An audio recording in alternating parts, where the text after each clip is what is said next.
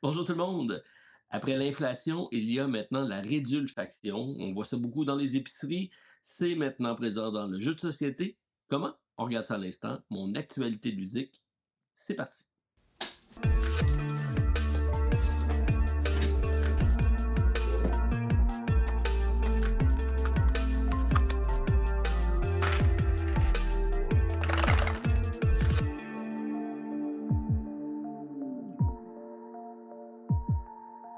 Bonjour tout le monde, très content de vous retrouver en ce samedi matin partagé ce qui reste de mon café. Parce que normalement, je le prends, il est plein. Mais là, c'est ma deuxième prise, puisque j'ai fait une première vidéo dans laquelle mon audio était non adéquat.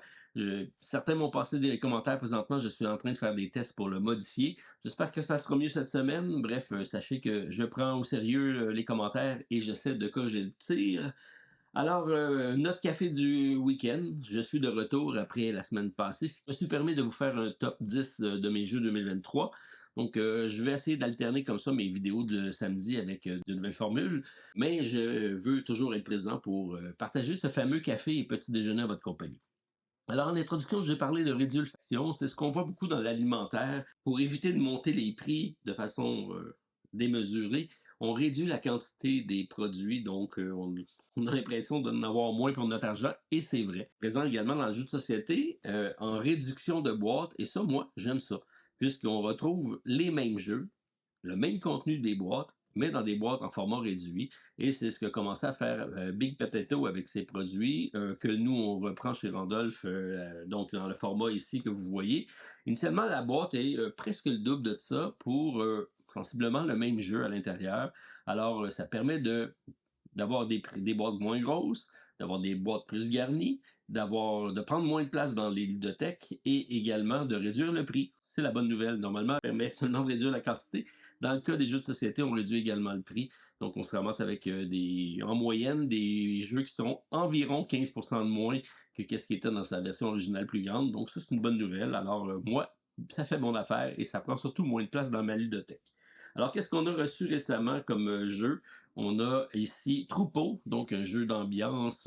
On avait parlé dans le temps des fêtes l'année passée et ça revient donc avec le même format, petit velours sur la couverture comme ça qui reprend la vache, parce que oui, c'est une thématique dans laquelle on a un jeu de questions, dans lequel on essaie tous de répondre conformément au troupeau. Donc, selon la majorité, on essaie d'éviter d'être le seul à répondre à un certain type de questions, sinon on ramasse la vache rose et il y aura un perdant à ce moment-là. Donc, c'est vraiment un petit jeu dans lequel on accumule des points, très sympathique. Même principe ici dans Caméléon, donc peu visible à la caméra parce que c'est camouflé à l'intérieur, parce que c'est le jeu, on essaie de se camoufler. Donc, on a des mots qui sont remis à tout le monde. Tout le monde connaît le mot-clé à faire deviner, sauf une personne. Et lui va essayer de se faufiler dans la masse pour passer inaperçu.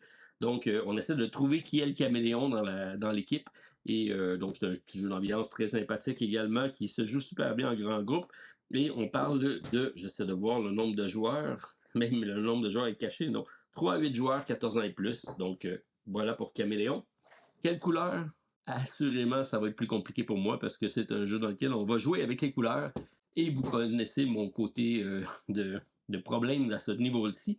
Donc, c'est un jeu ça ne m'empêche pas de jouer pour autant. Donc, c'est un jeu dans lequel on va avoir des cartes avec une palette de couleurs qui sont suffisamment différentes. Et on va devoir, selon des questions, trouver la carte qui représente le plus la couleur ou de trouver des questions comme quelles sont les couleurs des anneaux olympiques. Et là, il faut trouver les couleurs qui vont avec. Donc, petit jeu d'ambiance encore là, de questions en famille, entre adultes. Et on parle d'un jeu de 2 à 20 joueurs, donc des grands groupes. Et ça aussi, c'est génial. On a bien sûr ici un nouveau jeu, donc c'est dans la même famille de Big Potato, et arrive avec un jeu génial d'instable, donc de gravité. On va installer un socle sur le dessus d'une bouteille généralement, soit une bouteille de vin, une bouteille de bière ou peu importe la bouteille, une bouteille de lait, ça fait l'affaire. On va mettre des cartes. Les cartes vont s'empiler sur cette plateforme instable-là.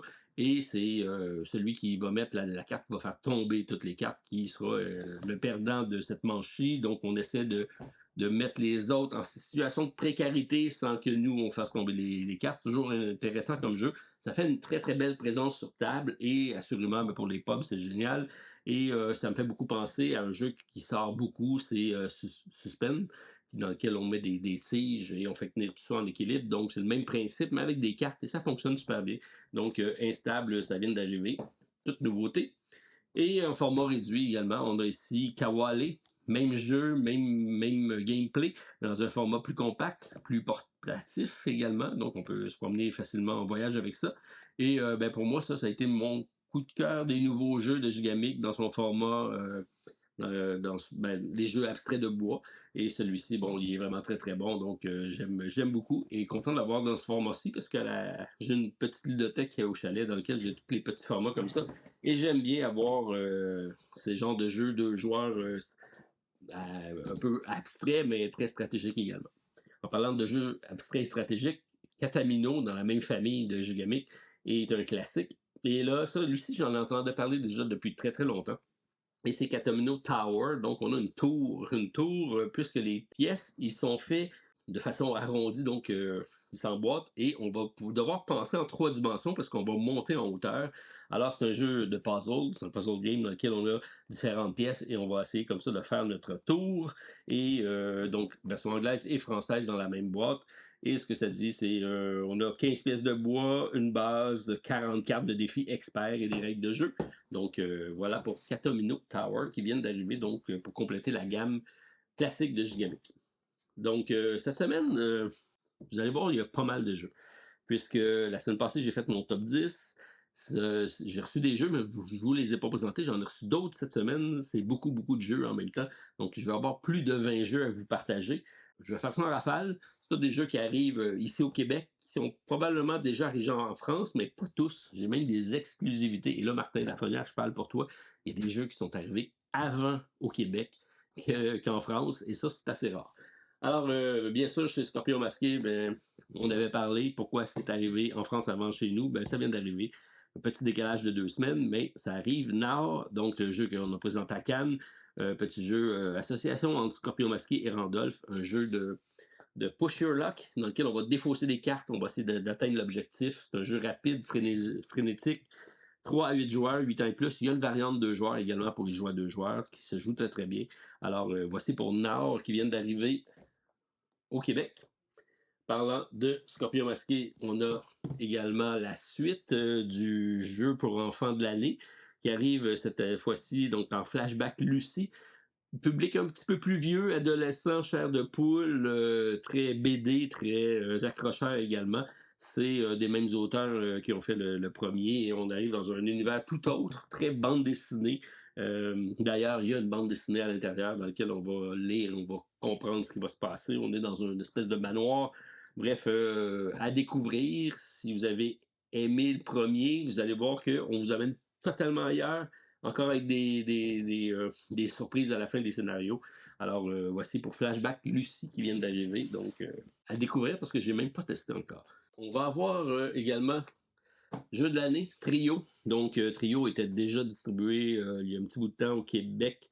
Et il était difficile à trouver. On a redemandé à Cocktail Game de le distribuer de nouveau dans le format qui arrive aux États-Unis. Donc, on a un format avec une boîte un peu foiled, donc un peu comme les sets, si vous connaissez le jeu. Là. C'est donc un très très bon jeu. Il a gagné le jeu de l'année à Cannes. Un jeu très très grand public, un jeu d'association de famille, mais euh, très intéressant parce qu'on a des cartes dans le centre et on a des cartes, on va demander à nos adversaires, on essaye de faire les trios et remporter comme ça la partie. C'est un des jeux qui s'est joué le plus dans la famille chez moi et content de voir que ça arrive de nouveau au Québec avec Trio. En parlant encore de Cocktail Game, bon, on a 2 autres jeux qui arrivent. C'est Twinit. Twinit qui a été un jeu qui a ramassé l'As d'or en 2018. Il y a eu plusieurs variantes et formats. Ça, c'est la variante Japon. Le jeu est en français, bien sûr. C'est juste que les illustrations sont de type japonaise, si on veut. C'est vraiment pas un jeu pour moi parce que c'est un jeu d'observation et de rapidité. Tout ce que je suis pas rapide. Alors, un jeu dans lequel on a une série de cartes et c'est des belles, mignonnes petites cartes avec différents logos, si on veut, dessus. et illustrations. Et on va essayer de faire des paires. Donc, c'est un jeu dans la rapidité dans lequel on va essayer de trouver les deux cartes identiques. Et là, ça le dit, c'est très simple, c'est un jeu d'observation frénétique, tu perds ou tu perds. Donc, P-A-I-R-E ou P-E-R-D-S. Donc, voilà. Donc, tu perds ou tu perds, c'est Twinit qui arrive dans sa version japonaise, dans la thématique japonaise. Et un petit dernier pour la famille, donc Pluff Party, un jeu d'ambiance familiale dans lequel on va tourner autour de la piscine parce que le jeu, la boîte, devient une piscine. Et là, on a ici des emplacements pour des meeples qui vont arriver. Et on va comme ça sélectionner secrètement. Il y a un jeu de bluff qui s'installe et on va déplacer nos meeples et on va donner des pichenottes. On va faire tomber les autres dans la piscine. C'est le dernier qui reste sur le bord de la piscine qui l'emporte. Donc, c'est très intéressant, petit jeu d'ambiance rapide en famille ou en bar qui pourrait très bien fonctionner. Donc, Pluff Party. Et c'est un autre de la gamme de Cocktail Game qui arrive. Donc, ça fait une belle petite collection qui commence à s'additionner, à tester en famille. Et c'est idéal en fin de semaine. C'est la longue fin de semaine de Pâques qui arrive. Donc, l'occasion de voir mes filles et de tester tout ça. J'ai fait mon top 50 des Roll and Write récemment. J'ai mis celui-ci en position 50 pour deux raisons. C'est son originalité, parce que c'est un livre dans lequel on a une exploration de donjons à faire en solo. Et on a un crayon, normalement un dé, et on se déplace dans le donjon pour trouver la sortie, faire des points. Jusque-là, rien de bien nouveau. Deux choses par contre, ça c'est la version française de Lucky Dog Game. Vous avez ici le crayon, et ce qu'ils ont fait de bien original avec cette version-ci, c'est que le crayon devient le dé. Donc, chacun des côtés du crayon ont un numéro comme ça de 1 à 6. Donc, on tourne, on arrive, on a un chiffre et on va prendre notre calepin pour faire notre exploration. Donc, on va avoir un petit personnage à se créer et on va comme ça explorer les donjons qui sont tous différents. Et ce qui est particulier, c'est que c'est fait aléatoirement par ordinateur, de sorte qu'il n'y a pas un carnet qui est identique à l'autre. Donc, tous les carnets sont différents, peu importe lequel vous allez acheter. Donc, ça, c'est assez intéressant. Et ça se traîne un peu partout. Donc, un petit jeu portatif en solo pour passer le temps. Donc, avec Dungeon App, Pepper App Dungeon, désolé. Donc, ça vient d'arriver au Québec. Et c'est assez abordable, ça, c'est bien. On a ici Mind Map, qui est un petit jeu d'ambiance encore là, qui se joue de 4 à 14 personnes, donc des équipes généralement. Et ce qui est le fun, bon, c'est un jeu dans lequel on a l'axe, donc un axe en X et en Y pour les mathématiciens qui se rappellent de ces cours de mathématiques. On va avoir deux cartes qui vont déterminer deux types donc d'échelles, si on veut. Et on va positionner une carte référence. Et là, on va avoir différentes cartes à aller dire, OK, est-ce que cette carte-là, elle est dans le cas présent, donc une carte, donc c'est-à-dire un objet qui brûle et un objet à avoir dans son sac à main en cas de sur une île déserte. Et là, on va essayer de se positionner par rapport à un élément de référence. Donc, des choses très cocasses comme ça. Et on essaie de faire la mind map, donc d'aller lire dans l'esprit des autres, à savoir qu'est-ce qu'eux ont pensé par rapport à ça.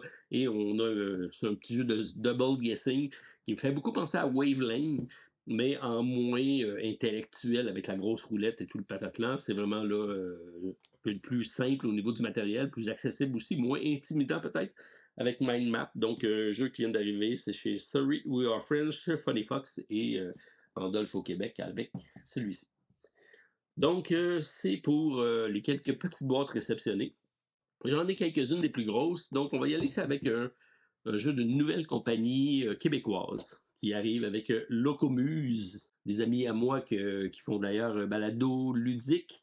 3 auteurs québécois, c'est un roll and write, donc c'est 3 roll and write, c'est une compilation de 3 jeux qui est assez intéressant comme concept, donc d'avoir 3 types d'environnements très différents.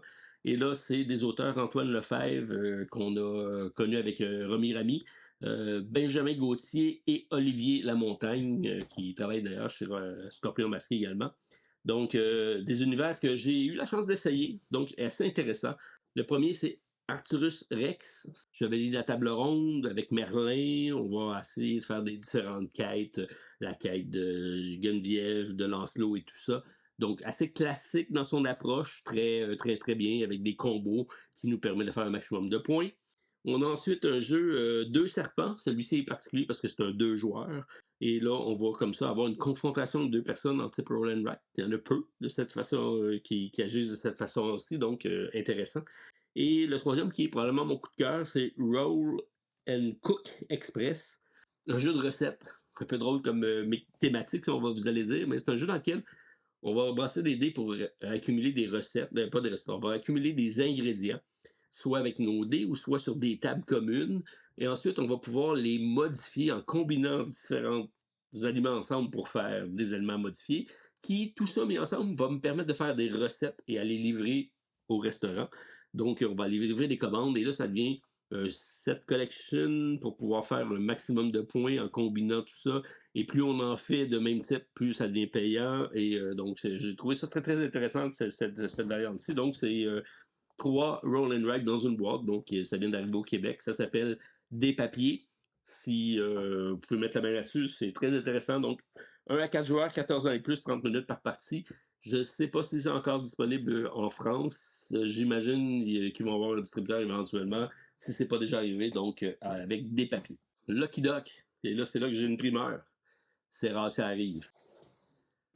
Atlantis Rising, un jeu qui est attendu depuis longtemps. C'est initialement de Elf Creek Game et c'est Lucky Duck qui en fait la version française. C'est magnifiques illustrations, vous reconnaissez sans doute, c'est Vincent Dutray. Et on parle d'un jeu coopératif pour 1 à 7 joueurs. Ça, c'est assez rare comme quantité de personnes pour jouer.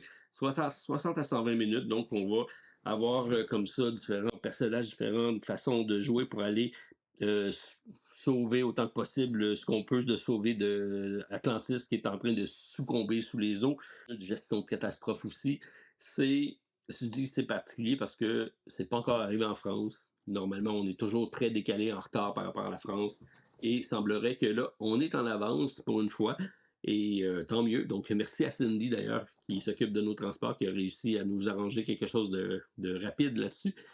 Et on a parlé à Lucky Duck en disant est-ce que vous voulez qu'on attende pour le sortir? Puis ils nous ont dit pour une fois que c'est vous qui êtes en avance, allez-y, profitez-en, pas de problème. Donc voilà, ça arrive sur le marché en français avec Atlantis Rising, bien hâte de le tester. 1 à 7 joueurs, donc solo, et ça me permettra de le tester.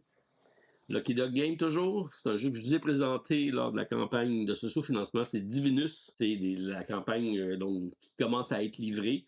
On a reçu les boîtes en anglais, il manque les boîtes en français, ça va suivre bientôt. Juste pour vous dire que ça vient d'arriver. Moi, c'est un jeu que j'avais énormément apprécié lorsque j'ai eu la chance d'avoir le prototype. Je pouvais aller revoir la vidéo.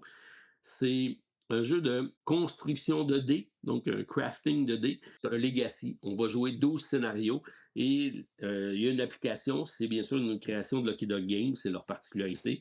Et avec ces différentes parties-là, l'application va se rappeler qu'est-ce qu'on a fait comme décision. C'est un jeu dans lequel on va prendre certaines décisions pour modifier nos dés et interagir avec l'environnement. Il y a une petite histoire qui se développe à travers ça.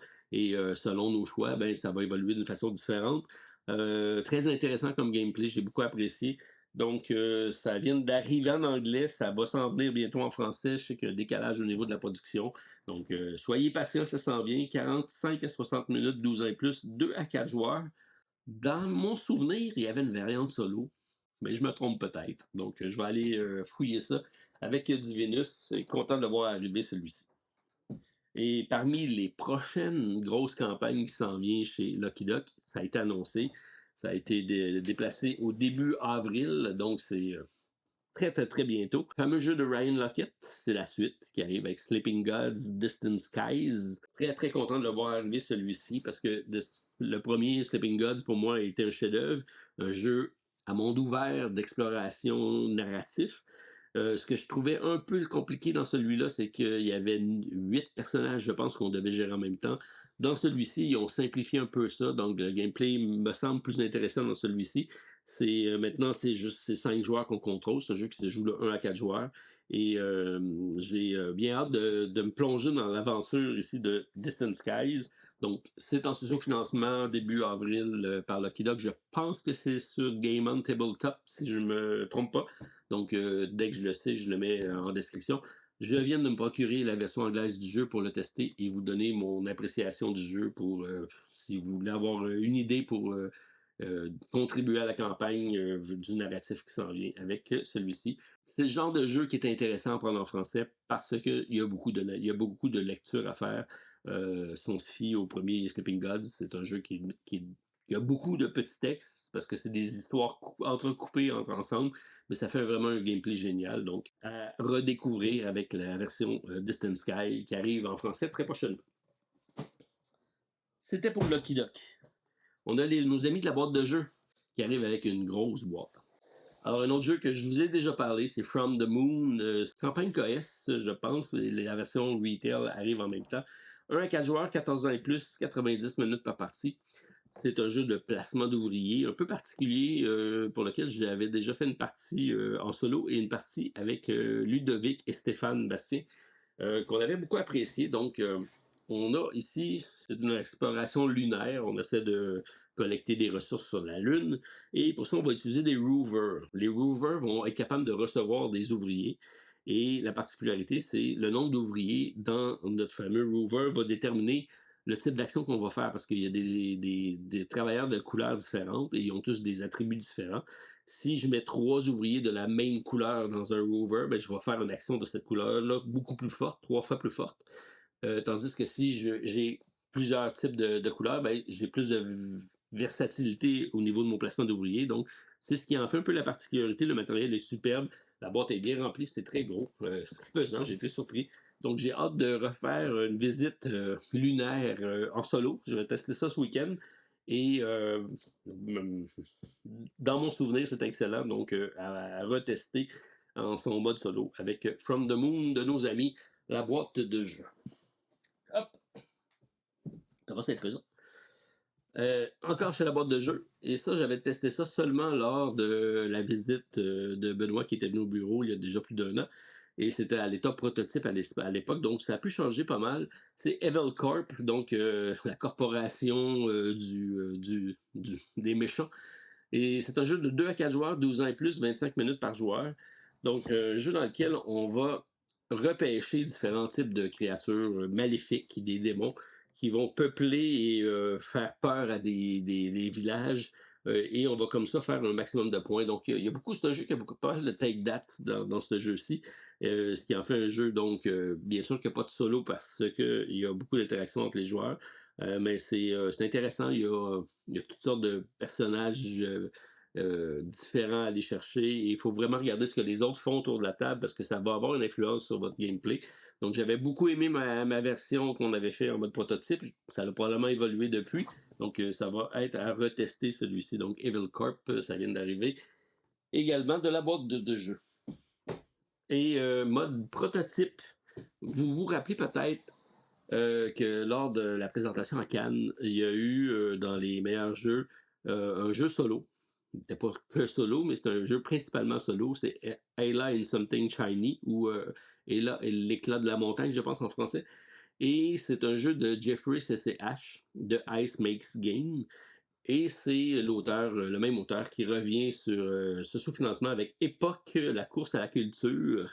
Alors, j'ai rendez-vous la semaine prochaine avec l'auteur, justement, plutôt le design, pas le designer, l'éditeur, pour regarder ce qu'il va faire, s'il va l'amener en français, comment ça va être amené, et pour la campagne. Donc, ici, on parle de 2 à 4 joueurs, 2 à 3 heures par partie. Très, très, très beau contenu de boîte. Je ne l'ai pas joué encore, mais j'ai lu un peu les règles et j'ai regardé l'intérieur. Sachez que c'est eux, c'est la même compagnie qui a fait également Age of Civilization et Age of Galaxy, qu'on a parlé sur le podcast. Donc, des petites boîtes de civilisation également. Donc, il sait comment faire ce type de jeu-là. On l'avait en version mini et là, il arrive avec une grosse boîte de cette façon, de cette grosseur-là. Je pense qu'il y a de quoi susciter beaucoup d'intérêt parce qu'il avait bien réussi dans son petit format. Celui-ci devrait être très bon. Donc, on va partir avec une civilisation ancienne pour l'amener jusqu'à l'âge moderne. Ça, c'est quoi qui me tente toujours dans le gameplay. Alors, voilà pour le nouveau projet qui arrive en socio-financement que je mets sur ma pile parce que je vais avoir encore beaucoup de trucs à essayer et à vous parler prochainement.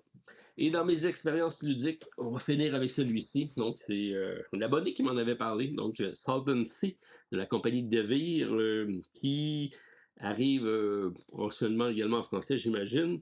Moi, j'ai la version anglaise et ce que j'avais, ben, anglaise. Elle est anglaise, espagnole, italienne, catalan, portugais, mais il n'y a pas de français dans le boîte. Bon, mais sur le gameplay, il y a zéro texte, donc c'est pas un problème. Juste les règles et après ça, ça se joue bien.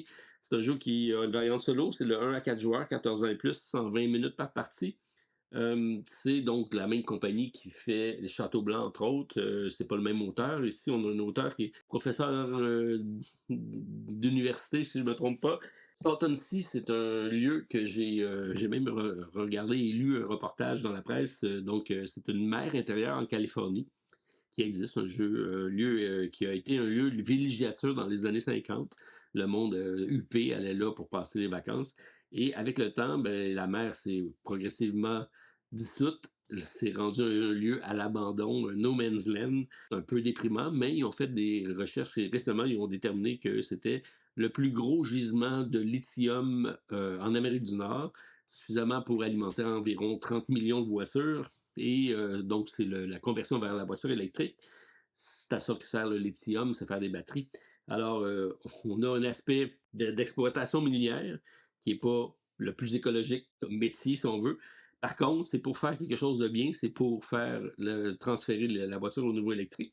Donc, il y a une ambivalence là-dessus. Le gameplay est très intéressant. Il y a un système d'économie dans le jeu. On va aller creuser en profondeur. On va aller chercher des différentes ressources qu'on va transférer. On va les revendre à des corporations. On va investir dans des compagnies.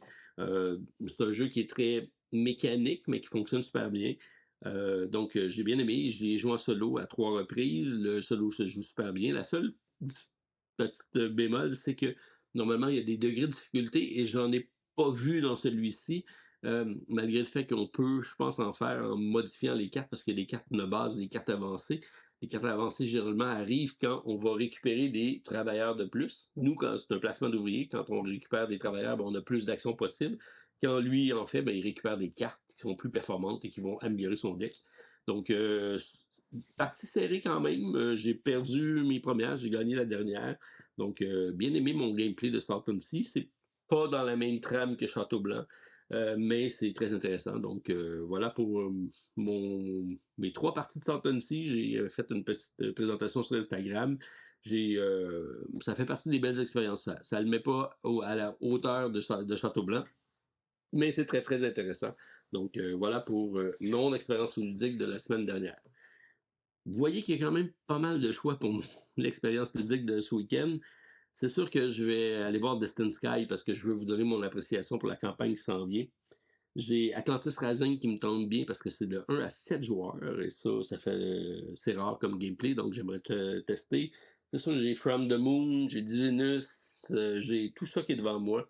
Donc, je vous laisse m'influencer à savoir qu'est-ce qui vous tente dans ce que je vous ai présenté.